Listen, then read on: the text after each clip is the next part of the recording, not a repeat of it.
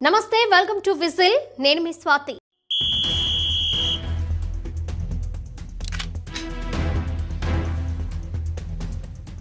భర్త తాను ఇచ్చిన నగదుకు సంబంధించి భార్యను లెక్కలడగడం క్రూరత్వం కిందకి రాదని సుప్రీంకోర్టు వెల్లడించింది.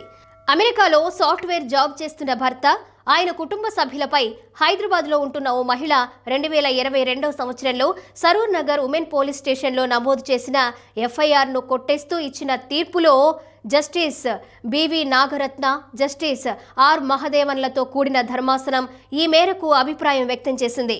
సాఫ్ట్వేర్ ఇంజనీర్లు అయిన వీరిద్దరికీ 2016లో వివాహమైంది. అమెరికాలో 2019 వరకు కలిసున్నారు. అక్కడే ఓ బాబు జన్మించాడు. ఆ తరువాత ఇద్దరి మధ్య గొడవ తలెత్తడంతో ఆమె కుమారుడిని తీసుకొని హైదరాబాద్లోని పుట్టింటికి వచ్చారు. దాంపత్య హక్కుల పునరుద్ధరణ కోరుతూ 2022లో ఆమెను అమెరికాకు తిరిగి రావాలని భర్త నోటీస్ పంపారు.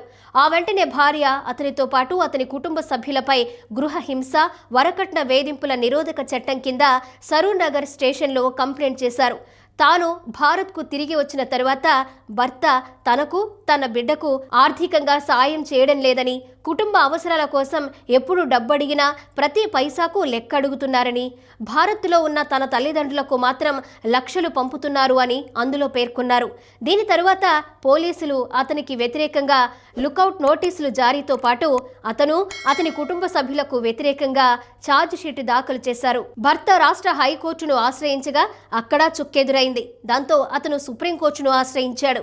దీనిపై విచారించిన కోర్టు ఈ ఎఫ్ఐఆర్ను కొట్టేయడంతో పాటు సెక్షన్ 498A కింద ఏ అంశాలను పరిగణలోకి తీసుకోవాలో స్పష్టం చేసింది. మహిళను ఆత్మహత్యకు ఉసిగొల్పేలా వ్యవహరించడమో, ప్రాణానికో ఆరోగ్యానికో తీవ్ర హాని తలపెట్టడమో, లేక నగదు ఆస్తుల కోసం మహిళను వ్యక్తిగతంగానో లేదంటే ఆమె సంబంధీకులను వేధించడమో మాత్రమే ఐపీసీ సెక్షన్ 498A ప్రకారం క్రూరత్వం కిందకి వస్తుందని, వరకట్న నిషేధ చట్టంలోని సెక్షన్ 3 ప్రకారం కట్నం పుచ్చుకోవడం, ఇవ్వడం నేరమని, అందుకు కారకులైన వారికి కనీసం 5 సంవత్సరాల జైలు శిక్ష, 15,000 కానీ లేకుంటే కట్నం విలువంతా కానీ జరిమానా విధించడానికి వీలుంటుందంది.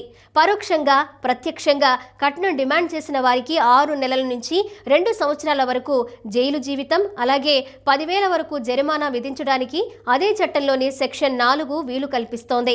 అందువల్ల వరకట్న వేధింపులకు, గృహ హింసకు సంబంధించిన కంప్లైంట్ పరిశీలించేటప్పుడు కోర్టులు అత్యంత జాగ్రత్తగా ఉండాలని అంటుంది.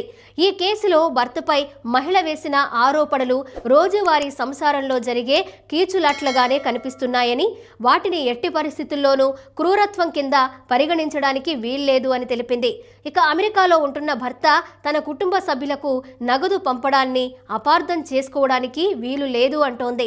ఇక భర్త లెక్కలడగడం క్రూరత్వ నిర్వచన పరిధిలోకి రాదు అని, తాను గర్భవతిగా ఉన్నప్పుడు భర్త సరిగ్గా చూసుకోలేదని, కాన్పోయిన తరువాత లావు తగ్గమని వేధించాడని భార్య ఆరోపిస్తున్నారు. ఒకవేళ వాస్తవమే అనుకున్నా అది సదరు వ్యక్తి గుణాన్ని ప్రతిబింబిస్తుంది తప్పితే క్రూరత్వం కిందికి రాదు అని చెప్తోంది. ఎఫ్ఐఆర్లో భార్య వేసిన ఆరోపణలు నిరాధారంగా ఉన్నాయి అని సుప్రీంకోర్టు పేర్కొంది.